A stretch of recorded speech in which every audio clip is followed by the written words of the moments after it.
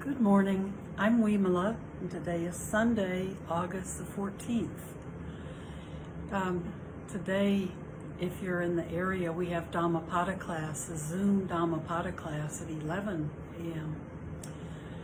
So I know that lately there've been maybe more longer than just lately, but you may have a lot of frozen screens while I'm talking.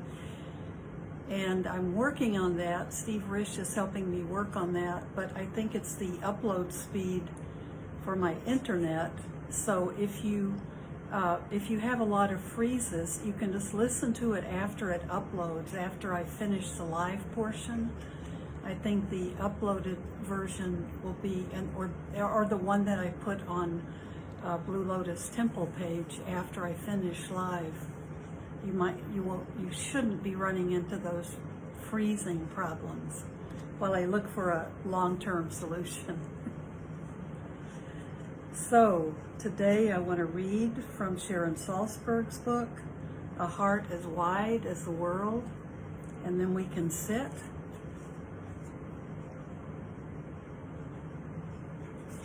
I have lots of critters out. Chipmunks and squirrels and birds eating away on the sunflower seeds. All the bowls have either a squirrel or a bird or a chipmunk just sitting in the bowls of food. So let's read. I'm reading from this book, from the section. The book is A Heart as Wide as the World. The first section is The Spirit of Meditation. And this book was written it's longer ago than I thought. So it was written in 1997. So she does talk a lot about her own life and more the early days of the Insight Meditation Society, which she and Joseph Goldstein and Jack Kornfield began after they came back from India or Burma, wherever they were at the time. The Heart of Practice. The first retreats we had for families at the Insight Meditation Society were specifically designed for parents of our students. Oop, I need to make one little switch here. Okay. So the first retreats we had for families at the Insight Meditation Society, and this is in Barre, Massachusetts, were specifically designed for parents of our students. Introducing them to the practice was a way to dispel their concerns about their children's strange new hobby. One student, apprehensive about her mother coming to learn how to meditate, said, "My mother is the kind of woman who would say, 'The goddamn birds kept me up all night.'"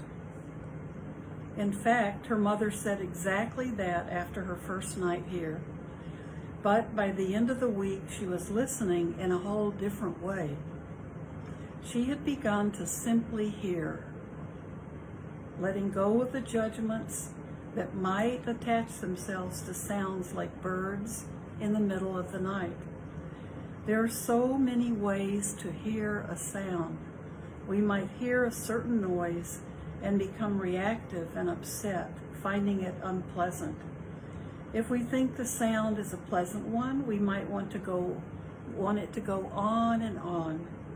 If the sound strikes us as neither pleasant nor unpleasant, however, we may only half hear it.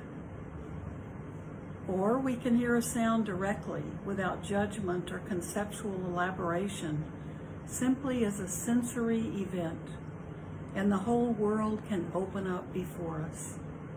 To experience the phenomena of the world in this direct way is the essence of mindfulness. Mindfulness is a quality of awareness that sees directly whatever is happening in our experience and meets it face to face, without the intrusion of bias, without adding such forces as grasping, aversion, or delusion to the experience. Conditioned to live in a state of grasping, we make futile attempts to keep pleasant experiences going on forever. Conditioned to live in anger and fear, we recoil from painful experiences as though we could prevent them from happening. Conditioned to live in delusion, we space out and become disconnected from the moment when an experience is not strikingly pleasant or unpleasant. If we add together all of the times when we do not experience life fully because desire and attachment keep us from being present, and all the times that we try to separate from what is out of anger or fear, and all of the times that we are spaced out, we end up with a pretty big pile of moments. What is left over is a tiny parcel of mindful moments when we are fully alive, not lost in clinging, resisting, or disconnecting. This is a shockingly limited way to live. It is possible to be awake and present with balance, serenity, and understanding, whether our experience is pleasant, unpleasant, or neutral. This is the power of mindfulness. Mindfulness is a penetrative and profound awareness characterized by non-superficiality. I'm going to read that sentence again. I've never read this definition of mindfulness, but it works. Mindfulness is a penetrative and profound awareness characterized by non-superficiality. Traditionally, the quality of mindfulness is illustrated by comparing what happens if you throw a cork into water versus what happens when you throw a rock. Superficial awareness is like the cork that floats on top of the water. The rock, in contrast, sinks right to the bottom. Another way of understanding this quality of awareness is to consider what happens if we pour water into a cup. The water doesn't stay in one place. It fills whatever space there is. In the same way, mindfulness suffuses the object of attention, spreading over it entirely. When we are mindful, we suffuse our experience with awareness. When we hear a sound, our awareness moves deeply into the moment of hearing. When we are mindful, when we can meet what is happening directly, then there is great vitality in our world. Rather than seeing through the filters of our conditioned hopes and fears, we can be with things as they are. When we are mindful, we look with meditative vision, or as the Sufis say, with eyes unclouded by longing. Seeing in this way might be likened to what happens when we get to know someone new. When we first meet a person, we might want them to be a certain way, and we might be careless in our observations so that we create a fabrication of who they are based on their surface appearance. Slowly, as our projections lessen, we pay more attention and can see through the elements of the facade. We come closer and closer to the actual, living reality of that person. In the same way, when we are being mindful, we come closer to the actual living reality of our experience. Mindfulness can go anywhere. It is not limited to any particular experience. You might say, as did our student's mother, well, I couldn't be mindful because it was too noisy. But that would be a misconception of mindfulness, a misperception of mindfulness. We can be mindful of quiet, and we can be mindful of noise. We can be mindful of tremendously resenting the noise. We can be mindful of everything in our experience. Mindfulness is an infinitely inclusive quality of mind. It is said that awareness does not take the shape of its object, which means that we can be mindful of pleasure in one moment, of sadness in the next, and then of boredom, and the nature of mindfulness does not alter. Whatever we are being aware of, the nature of the awareness itself is spacious, open, and free. Practicing mindfulness is like taking a journey or unraveling a great mystery. There are countless times every day when we lose mindfulness and become lost in reaction or disconnected from what is happening. But as soon as we recognize that we have lost it, we can begin again. In fact, the moment that we recognize that we have lost mindfulness, we have already regained it, because the recognition is itself a function of awareness. When we are willing to continually begin again, the power of mindfulness reveals itself. The practice reaches fruition in each arising moment, as well as in future moments. Mindfulness is not something abstract or far away. It comes alive for each of us the moment we begin. And as we begin again, this is the very heart of the practice.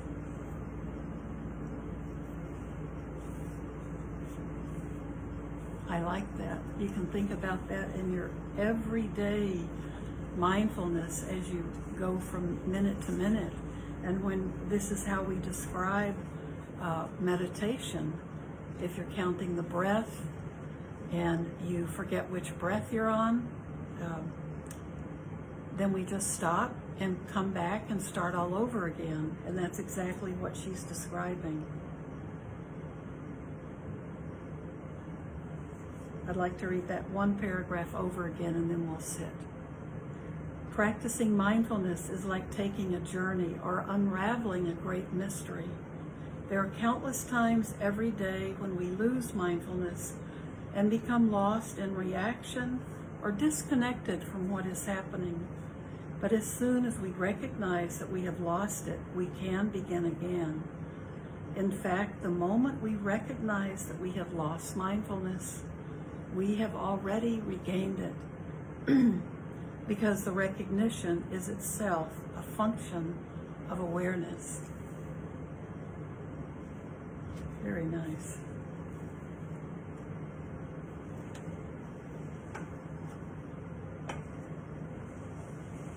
So we don't want to float on the top of the surface like the cork. We want to drop down deep like the rock. Just by paying attention, we can do that. Just by awareness, mindfulness. So why don't we sit together? Wet my throat.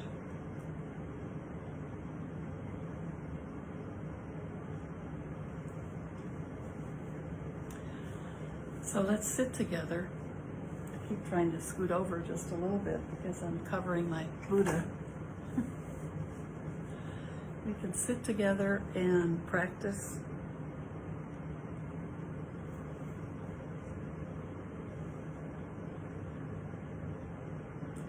Let your body be comfortable, whatever posture you're in. You want your spine lifted.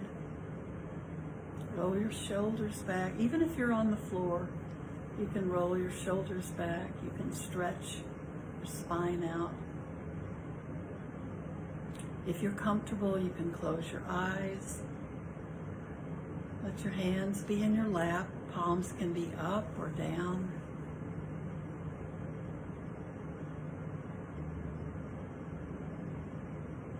Let's begin with just 1 or 2 deep breaths.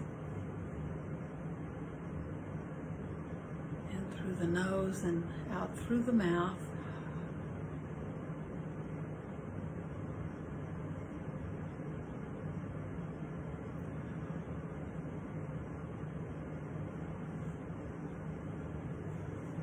That can help our bodies and our minds just really come into the present moment.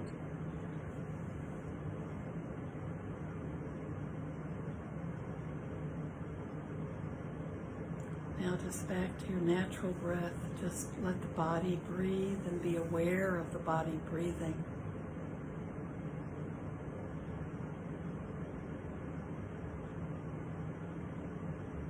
Just relax.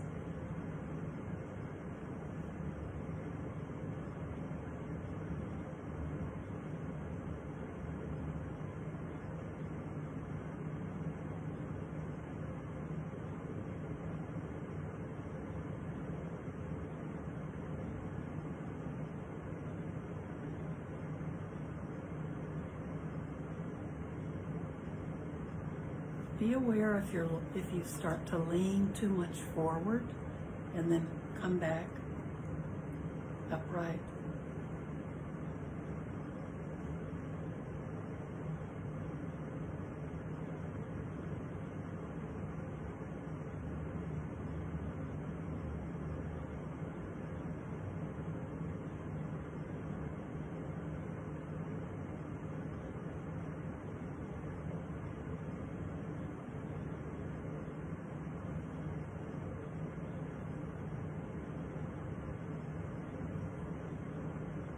If you want to count the breaths, you can count 1 on the inhale, 1 on the outhale, on the exhale, and 2, 2, and just count up to 5, being mindful with each breath. Count to 5, and if you like, you can start over again with 1.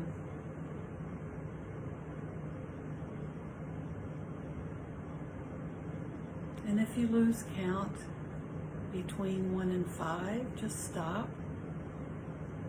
If you notice you've lost count, then you know you've lost your mindfulness. You can stop and just start over again. Just like Sharon's talking about with mindfulness.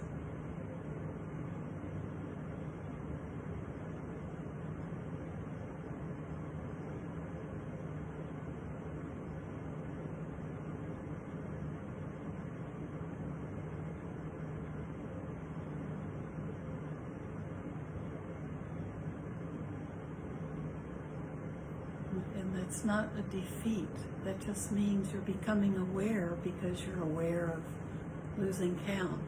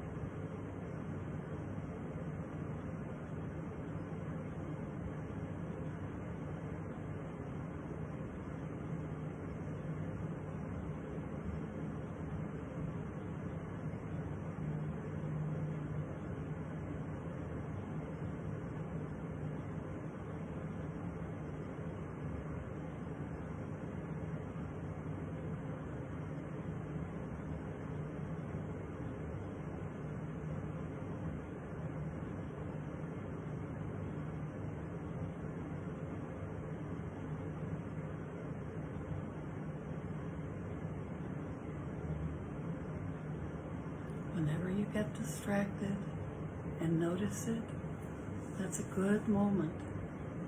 You're becoming more mindful.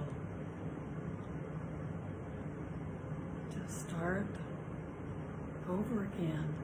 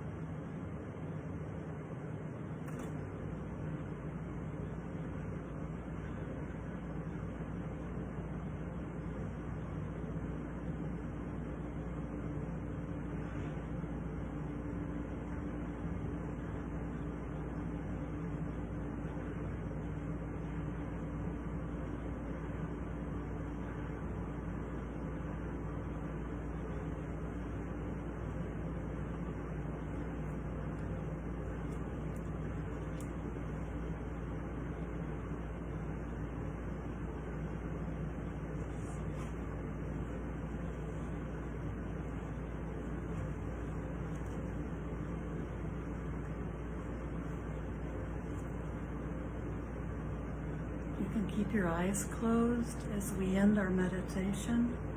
I want to read my wish. I haven't read that in a long time. May I become at all times, both now and forever, a protector for those without protection, a guide for those who have lost their way, a ship for those with an ocean to cross, a sanctuary for those in danger, a lamp for those without light, a place of refuge for those who lack shelter, and a servant to all in need. By means of this meritorious deed, may I never join with the unwise, only the wise, until the time I attain Nibbana.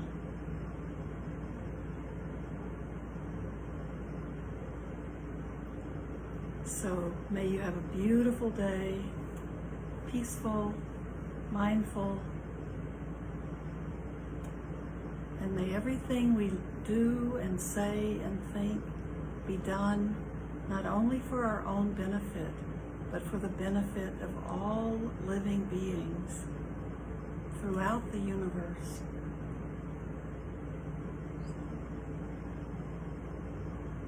Thank you.